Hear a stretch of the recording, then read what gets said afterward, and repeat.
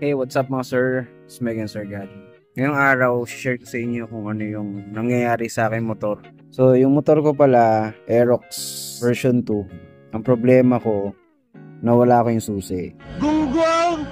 Barinig kita sa mukha eh! So, ginagawa ko para magamit ko siya is itong by coding. If ever na mawala yung remote nyo, kung di-remote yung inyong Aerox is kailangan yung pin code ay nasa inyo. Mga numbers yun, mga digits. Wherein, pwede nyo pa rin paganahin yung motor. Problema nga lang is hassle.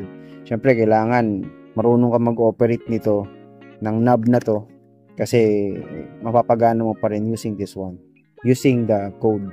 Pag nawala nyo yung code, pwede naman kayong tumawag sa inyong dealer para ibigay sa inyo yung code nyo. Meron silang record on for sure. Pero syempre, 'di ba? Mahirap na kung code ka lang ng code. Dapat meron kang remote. So ang ginawa ko is nag-research ako. Meron ako nakita na sa Lazada at sa Shopee na nagbebenta ng genuine remote ng Yamaha. Tapos isi-set up mo lang yung remote, ko-connect mo siya dito. Doon sa original code na binigay sa iyo ng dealer mo o doon sa original code ng Aerox na 'to. Nag-browse ako sa Lazada, tiningnan ko yung mga reviews at kung paano ginagawa pagko-connect ng remote sa motor, yung bagong remote.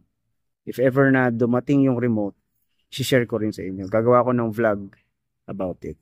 Napaka-hassle niya pag wala kang remote talaga kasi pindot ka ng pindot, nagka-counting ka sa coding. Kapag may kumausap sa'yo tapos nawala sa utak mo yung pagbibilang, wala na, ulit ka na naman ulit, no? Ang pagko-coding nasa mga 1 to 2 minutes din ang ginagawa bago mapaandar mo to. Pero syempre, mas maganda pa rin kung meron kang remote or susi ng motor mo.